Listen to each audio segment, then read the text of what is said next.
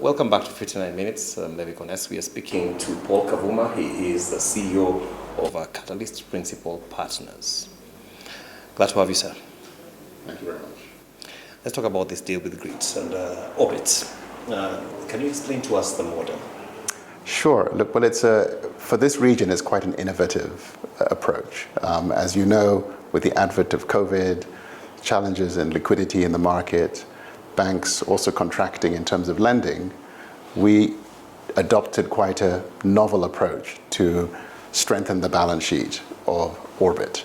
Orbit, as you know, is one of the leading contract manufacturers in East and Central Africa with a great platform, but we wanted to be able to scale it much more rapidly than just regular organic growth. So the ability of the business to look at its assets and say, what's the optimal utilization of those assets? How do you unlock value from an existing set of assets to be able to drive growth? So that's where we started, in the boardroom with the CEO and the shareholders. And it evolved into an approach where we began to solicit interest from around the globe, around the continent, and including around the globe, until we identified Grit as a potential partner. We were able to leverage on their expertise as real estate specialists. We were able to leverage our expertise, or Orbit's expertise, as best-in-class manufacturing enterprises. And basically, we just divided the pie up to sell the real estate asset to Grit and lease it back from them, knowing that they're going to be very good owners of the real estate, and they're very comfortable that we're going to be very good tenants to them as the landlord. So we've crafted a solution which is actually the largest sale and leaseback transaction that has been done in East and Central Africa that we can record. It is the largest that we're aware of. Yeah. And therefore that makes it quite, hopefully others will leverage this opportunity to be able to unlock a lot more capital in this market. Yeah, in just the basic principles, when you're calculating your value, what are the things you look at? Well, I mean, Grit is a very disciplined commercial investor in real estate. So they will look at the business, at the assets, and value it. We actually had independent valuers come and do it, but ultimately Grit has to benchmark the value of this industrial property against other industrial properties across the region and across the country, but across the region. So they arrived at what is they have to be able to see their way through to a reasonable return as the owner of the assets. So there is a yield that they're generating from the rental income that gives them a commensurate real yield for the investment that they've made. And from our perspective, we're interested to get a reasonable cost of rent that is not excessive relative to other market rents. So the rent we're paying is basically a market rent, related rent. The yield that Grit is making is a market-related yield on their investment, so that they can keep their investors happy. And for us as an investor in Orbit, we're also happy because we've unlocked value and making a reasonable cost, at a reasonable cost to the business. So how does the sale of this facility compare versus maybe a bank loan or some other finance? Okay, good question. So first of all, the banks had pulled back a lot.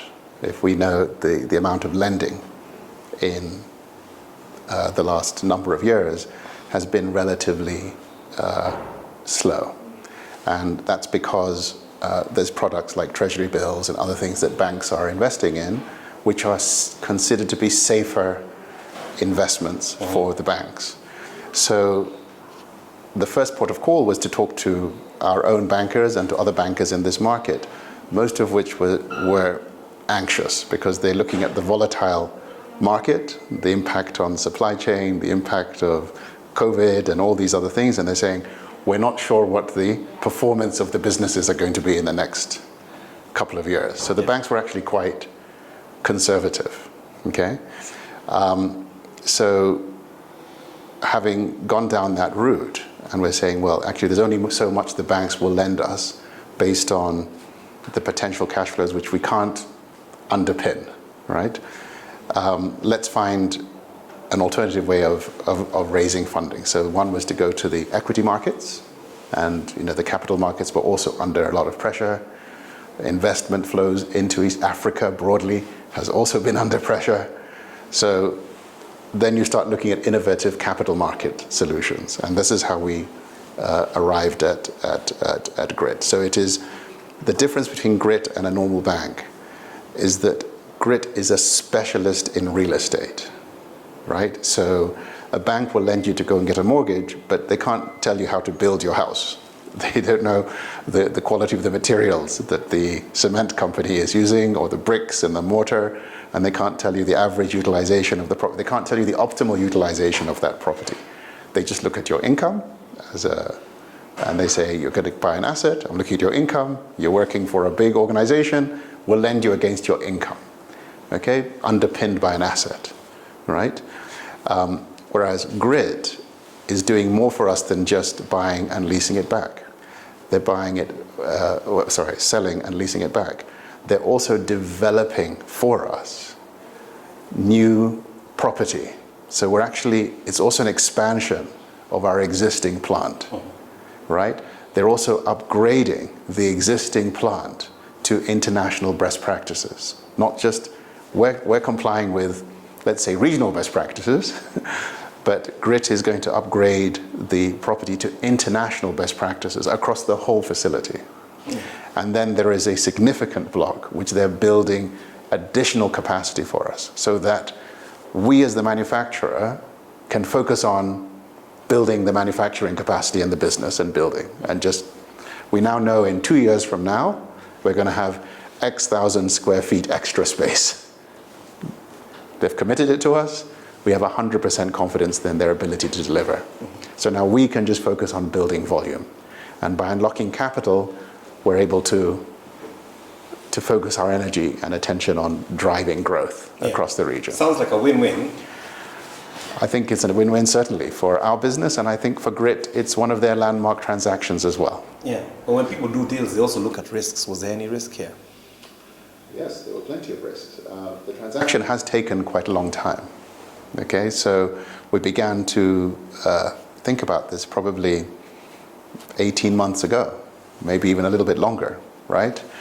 And with all the disruptions that have happened in the last 18 months, it's taken a lot of perseverance on both parties' side to see it through. The risk, and I think this is where GRIT did their work as well. So they're beyond just being real estate guys, they had to also look at the underlying performance of Orbit. And there are some very unique features about Orbit that make it a high quality tenant, okay? One, if you look at the home care categories, whether it be laundry, soaps, detergents, things like this, all the customers of Orbit are the top global customers in the world. Best credit, biggest companies, highest market share in this market. So Orbit's customers are all we do have some regional customers as well, but I'd say predominantly international and global best practice players. Secondly, the majority of our contracts are long-term. Okay, so we have partnerships with these customers that allow us to help them forecast, that we work with these customers, looking at their forecasts over the next 3 to 5 years, and we innovate with them. So they want to launch a new product in a year from now, we already start doing the R&D and development so they can launch that product in a year from now. So we have very integrated business plans with our customers, let's call it. Okay, so that's a very risk mitigating feature. Secondly, all of our contracts are in hard currency with our customers. So that also mitigates a lot of the foreign exchange risk that may happen and the volatility around that. Thirdly, a lot of if you look at Orbit, in essence, it's a supply chain company. I think we have 1,600 different products that come in the factory at any one year. Lots of moving parts. So the sophistication that's required to be able to tell Unilever that we will have your product guaranteed delivery on time, in full, on this consistently for the next 12 months to meet your budget and business plan, when we are taking on all of the supply chain challenges away from Unilever, so they can focus on marketing and promotions and distribution and retail and all that branding, which is their core competence. That skill set is highly unique and takes many years to develop. So when you talk about risk, the fact that Orbit is the only one that's done this to scale in East and Central Africa is not an accident. It's because it's been doing it for the last 40 years and has built up a significant internal capacity. Okay. So when a party like a Grit comes along and says, show me your wares, let's knock on the door, let's kick the tires, right? We're able to show them a highly sophisticated operation. I should add one more thing, which is that each one of those international companies also does audits of the business to make sure that we're meeting international best practices, to meet their own compliance obligations. So when you think about the level of compliance that's required to manage a complex operation across multiple products for a diversity of customers, addressing, is it 20 markets from Kenya? All of that, I think, when you put that into a bottle, that is quite a unique flavor, quite a unique perfume, fragrance that is created out of that bottle. Yeah. So I would say when Grit was looking at the business, and certainly when we looked at the business as Catalyst, as a potential investor in the business, these were the factors that influenced our decision to partner with the business, and have certainly been key factors for Grit's confidence in partnering the business going forward. Yeah. So finally, what's the take-home message to the consumer? I think I have messages for the consumer. I also have messages for the industrialists. Okay. For the consumer, I think the consumer has been under pressure as well in the last number of years.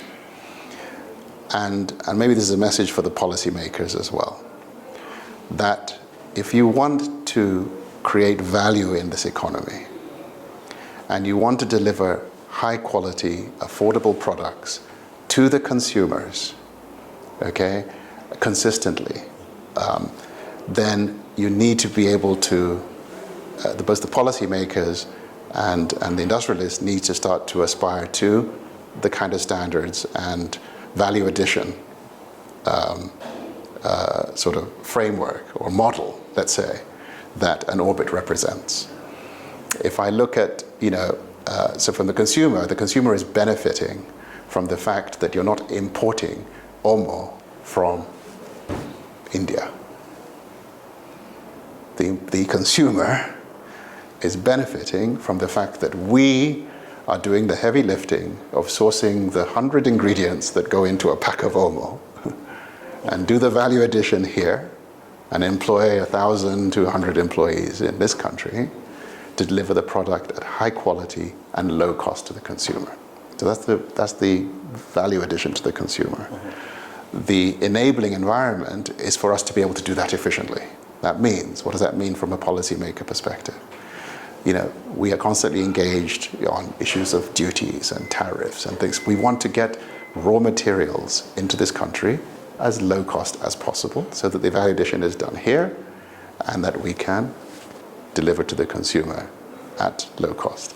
And then thirdly, for the industrialists, if I drive up and down Mombasa Road, there's hundreds of millions of dollars of value locked up in industry. Hundreds of millions of dollars. That's an understatement.